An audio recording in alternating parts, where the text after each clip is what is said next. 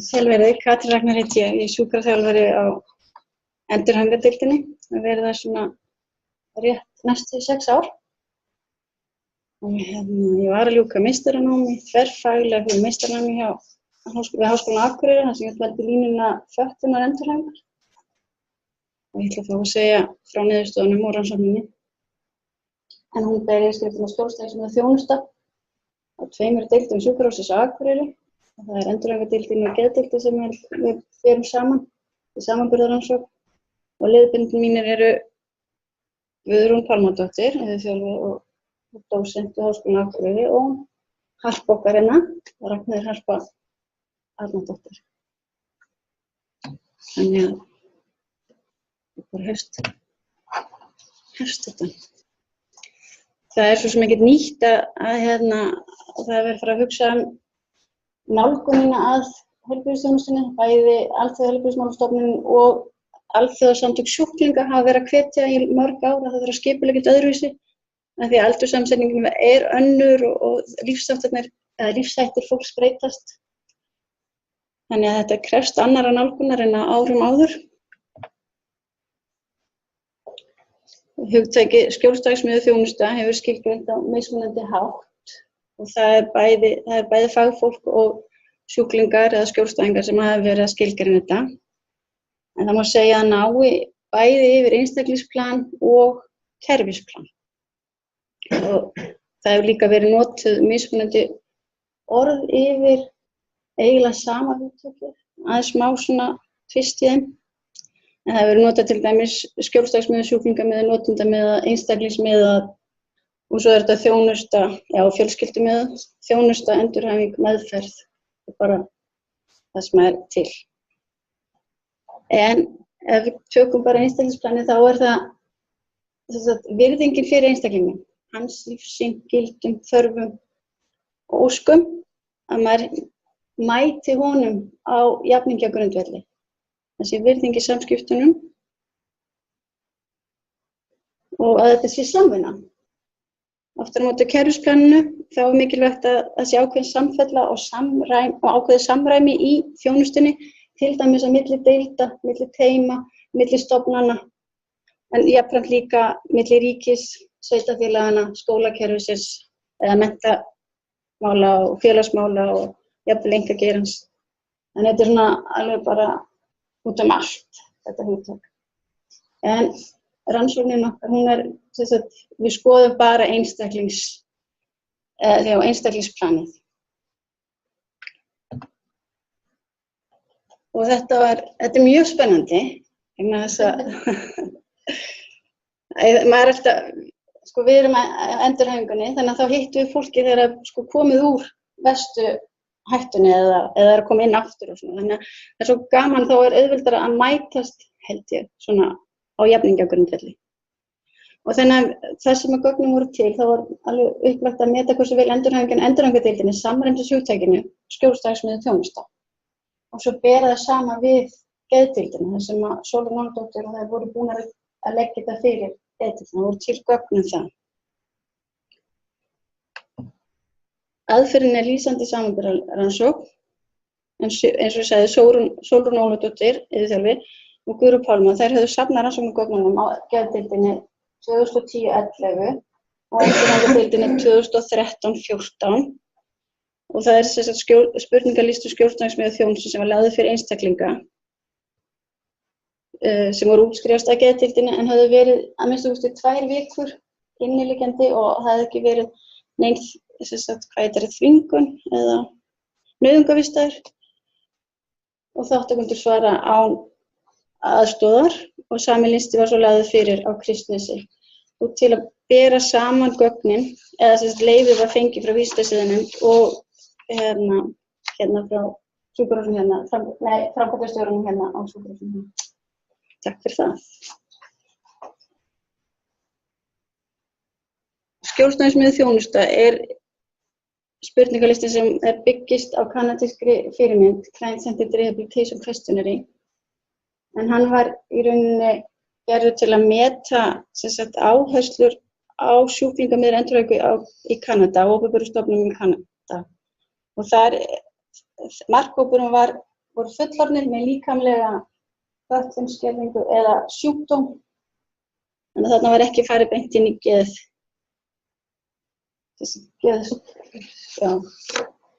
fallaða eða svona. En Sólrún Ólafsdóttir og Guðrún Pálmadóttir, þær hefðu sem sagt þýttan og staðfestan yfir á geðheilbrigðisþjónustuna. Það var meistaraverkefnið Sólrúnar hérna. Og svo héldu þær áfram með að vinna í þessu og tóku ígrunduð viðtöl við 6 einstaklingar sem hefðu lokið endurhæfingu á Kristnesi. Og það var til að fá frekari staðfestingu á viðeigandi orðalagi og svona fín er þetta aðeins. Spurningalistinn skiptist í 7 undirflokka með 4 til 6 spurningum hver. Það viðmót og stuðningur. Þetta allt út frá hvað skjólstæðingurinn, hvað hann upplifir sjálfur. Þannig að það alltaf munur þjónustukönnun og svo þessi skjólstæðingsmeðþjónusta. Þetta ekki svona bara fyrstu nú að borða það eitthvað.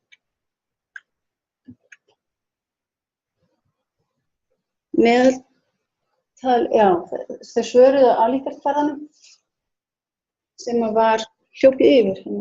Þeir svöruðu á líkamskvarða sem var frá mjög ósammála upp í mjög sammála. Þetta eru 5 þrep. Og það svo reiknað meðaltal og miðgildi og dreifing náttúrulega. En það þýðir lítið að taka bara meðaltal listans í heild. Það voru kort og þau sem gerðu kanadíska lista, þeir voru búin að sjá það að það þarf að taka hvern flokk fyrir sig til að sjá áherslurnar út frá því sem skjólstæðingurinn upplifir. Hjá okkur þá tókum við þá lista sem að vantaði, eða voru 4 spurningar í flokknum, það mátti vanta 1 spurningu, 1 svar og í 6 spurningaflokknum þá mátti vanta 2 svör. Þannig þeir listar komu með í útreikningunum. Og það voru ký-kvadratpróf og t-próf óháðra úrtaka sem voru notuð í samanburði bakgrunnsgreinar milli deildanna, en mann vitni júðpróf og sem var notað í sambandi samanburði á milli deildanna. Og áreiðanleikinn var mældur í Kronbergs alfa. Þátttakendur voru nú margt líkir. Það var jafnstórt hlutfall þeirra voru konur og aldursbilið nokkuð dreift, álíka dreift sko.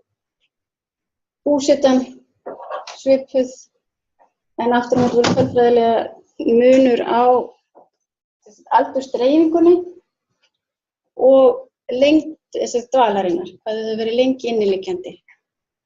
En 73% á geðdeildinni yngri en 40 ára voru farnir innan við 5 vikum. Nei, ég er að bulla. Voru yngri en 40. Þannig að okkar hópur á R-deildinni er náttúrulega frekar eldri, eða aðeins eldri sko. Og svo útskriftin, það voru miklu færri sem var útskrifaðir innan við 5 vikur á endurhæfingardeildinni. Hérna eru þá niðurstöður á R-deildinni. Miðgildið er yfir 4 í 6 flokkum af 7.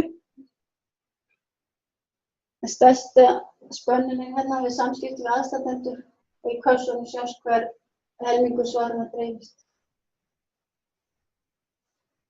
Þannig að þetta var svona R-deildin, en svo að við berum saman þá geðdeildin er rauð og endurhæfingin blá. Og þar sem eru stjörnur, viðmót og stuðningur og umhyggja og samskipti við aðstandendur, þá náttúrulega munur, tölfræðilega munur. P var undir 0,001 í umhyggju og samskipti við aðstandendur, en var 0,03 við viðmót og stuðningur. Innri áreiðanleiki spurningalistans í heild var viðunandi á báðum deildum, en í 2 flokkum á endurhæfingardeildinni var hann undir viðmiðinu 0,7 og á geðdeildinni var það 1 flokkur. Báðar deildirnar eru umhyggja ekki alveg uppi.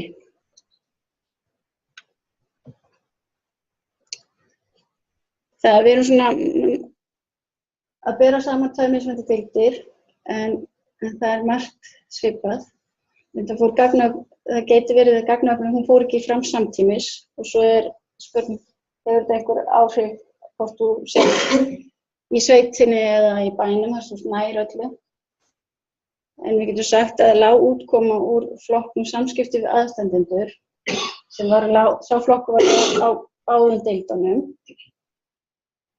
Hann svarar alveg til það sem erlendar rannsóknir sýna. Þetta erfiður flokkur, það erfitt að fá fólk til að svara og fólk svara líka miklu oftar þarna hvorki sammála né sammála. Þannig að við erum bara alveg eins. Við leyfum okkur að draga þar ályktanir að endurhæfingin á Kristnesi sé skjólstæðismiðuð að ákveðnu marki. Við báðum deildum unnið í takt við hugmyndir og skjólstæðismiðuð þjónustu.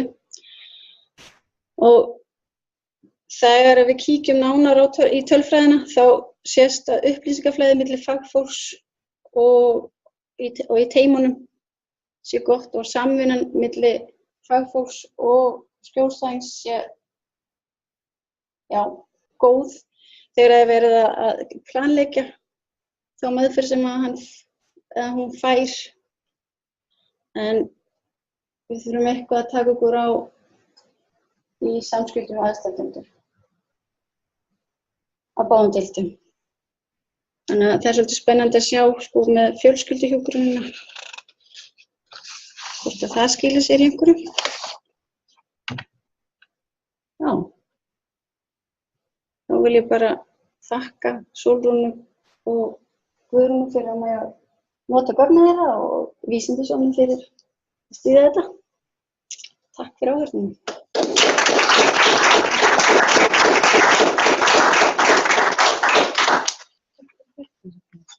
Einhverjar spurningar?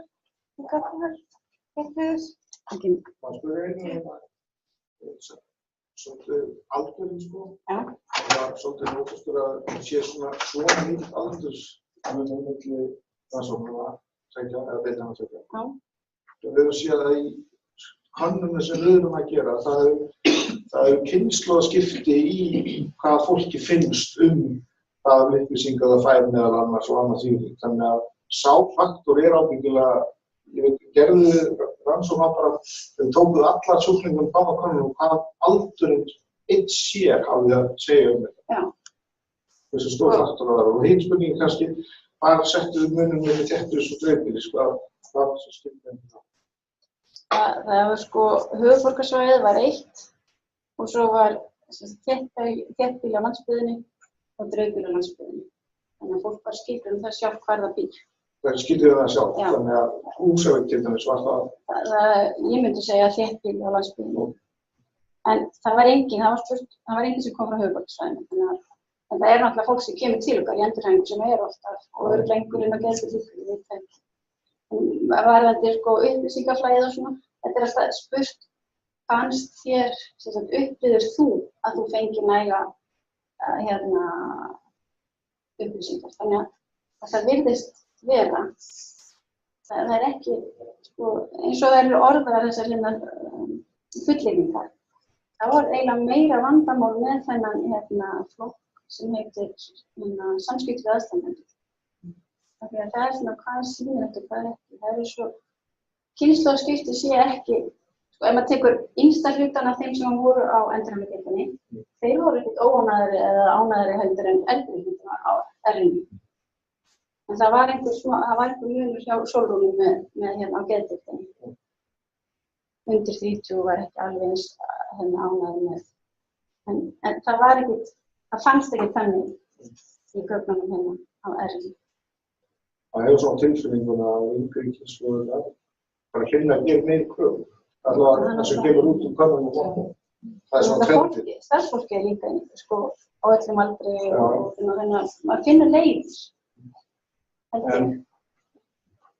Viltu byrja fyrst kannski? Ég bara eftir finnum bara takk fyrir þetta, bara gaman að segja hafið eitthvað rætt það svona innan deildana hvernig þetta nýtast niðurstöður og þetta byggja þeim eftir? Við skemmtum og ræðum og fullt af hugmyndum en þetta með að setjast niður og fara að taka á öllum.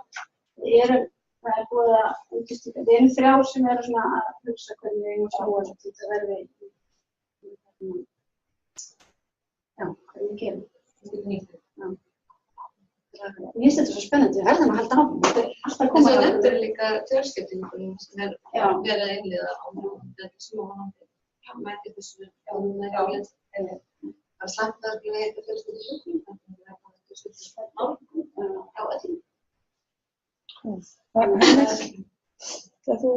Ég vil bara takk fyrir áhugavert erindi.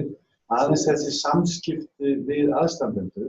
Þarna er einstaklingur sem í endurhæfingunni spurður hvernig hann upplifir samskipti sín við sína aðstandendur. Nei, það er sko samskipti fagfólks við aðstandendur.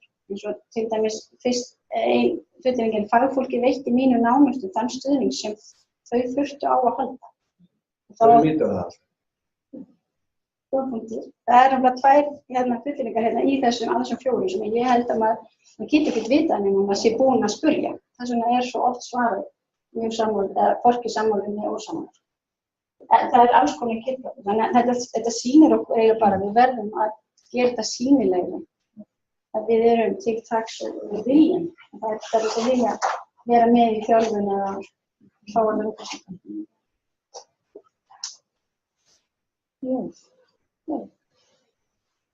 Hvað er spurningar? Hver sem að deildina. Sem aðstu bakvæðsfræðin með deildina. Og svo fara varlega að þú ber saman. Ég veit ekki dreifingu á það. Til dæmis, sko, hvað ertu krossaður eitthvað sem að þarna kemur inn bara endurhæfingu? Bara endurhæfingu. Já, og þú ber saman deildina.